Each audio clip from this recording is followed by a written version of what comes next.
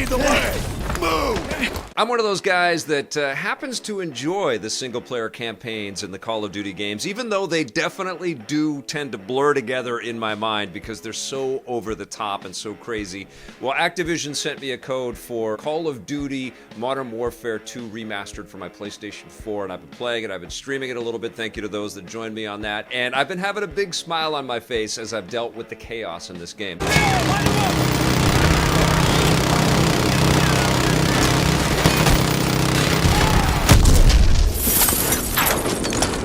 This is, you know, before the modern reboot of Modern Warfare, which is starting to get confusing now, right? Because they did a remaster of Modern Warfare 1, which was a remake of the original Modern Warfare, and then Modern Warfare was rebooted. So we've had reboots and remakes of Modern Warfare.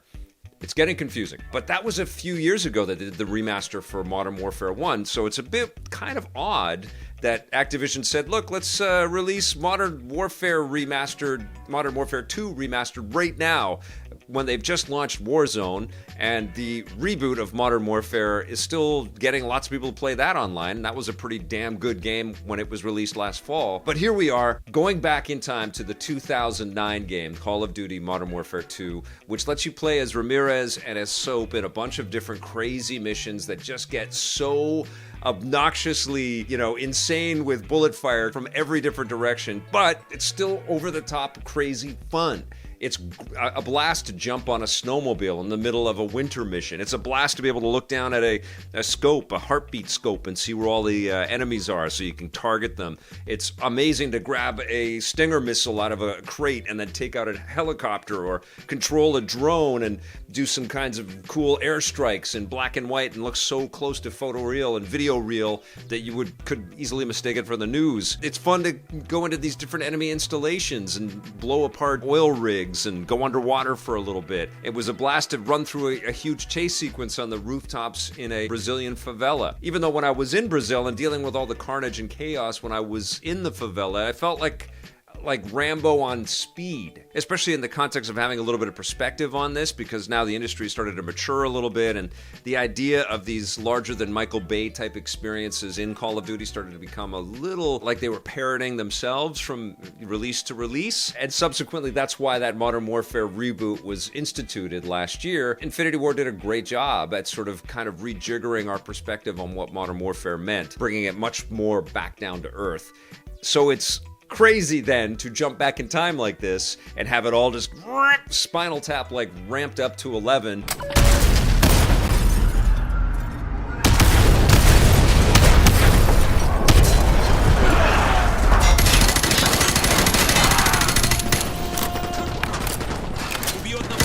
close and hug the walls. We use the mix for cover and cross the tarmac to the southeast. The explosions are enormous, the chaos is insane, the AI is really not very and you just have to deal with all kinds of bad guys and goons coming at you from every single direction. You don't know what the hell you're looking at. I equated it in my stream. It was kind of like playing Ikaruga as a first-person shooter. You know, the bullet hell arcade shooters that we've had to kind of navigate, and there's just like a rain of fire that you kind of have to find the pattern through. That's kind of what playing these single-player Call of Duty games is like, and it certainly took me back.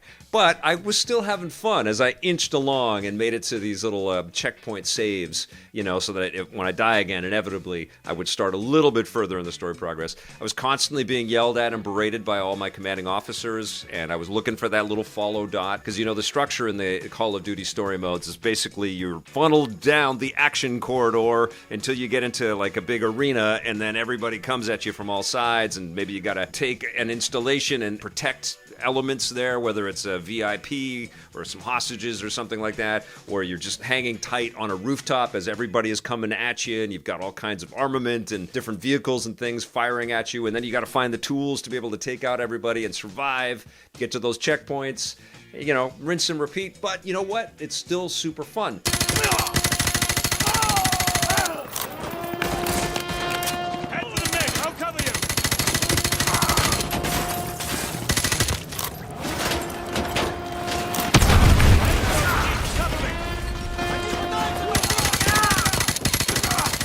It just feels weird though, because this is a game, I think they're selling it around $30 in Canada here. This is a game that feels a little expensive for what you get. You only get the single player story mode. There's no multiplayer, there's no co-op, there's no spec ops mode or anything like that.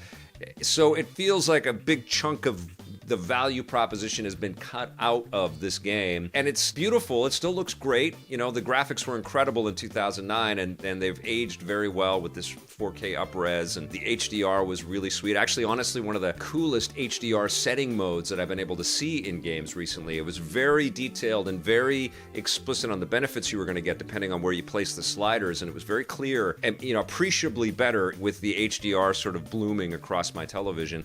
I turned it off when I was streaming and recording some of this footage, though, because it can interfere with the colors, and most people aren't watching HDR content on YouTube. But it is a good-looking game. It's definitely stood the test of time.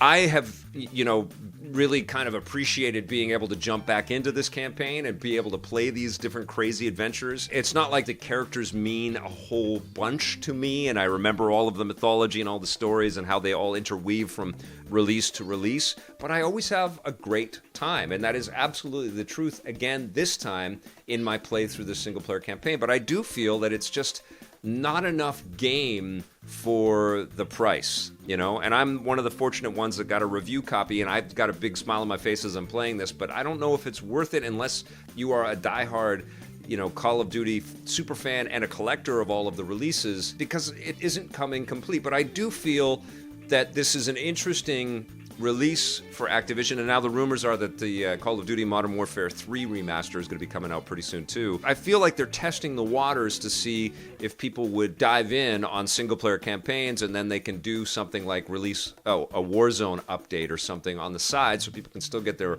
multiplayer fix in as a free-to-play, where they can sort of dole out all kinds of microtransactions and things, and then they can maybe shrink the price a little bit on brand new single-player content, so they can sort of silo out in a couple of different directions that way, instead of trying to bundle everything into a massive and expensive to build complete video game release, which they just did for Modern Warfare. That must have cost them a fortune to build that game. I don't know what Activision's whole strategy is here. Certainly there is this nostalgic glow about being able to go back into one of the biggest and best games of 2009, and to see it with fresh paint on it like this is really kind of cool. But I think they're asking for a little bit too much for a standalone, not very long campaign. But I'll tell you what, that campaign is loaded with thrills and lots of challenge, and you can amp up the difficulty and replay it again, and it's a crazy, super fun, arcadey, silly, dumb, but so enjoyable experience.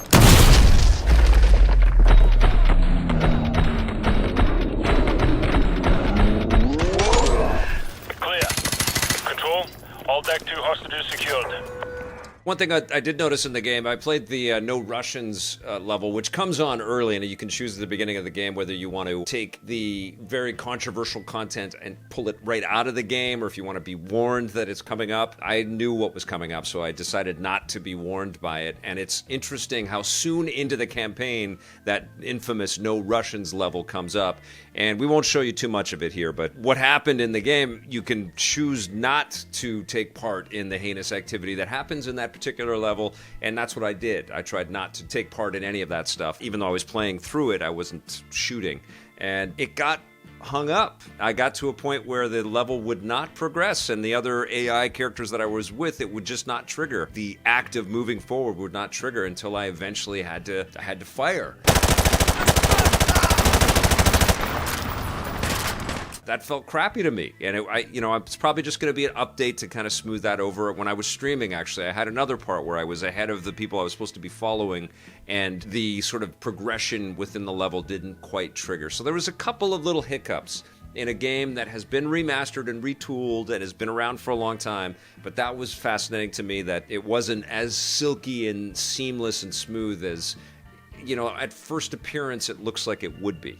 That was no message. I really have dug my time with this, but I don't think that this is for everybody. I'm going to give Call of Duty Modern Warfare 2 Remastered for the PlayStation 4, I'm out of breath, a 7 out of 10.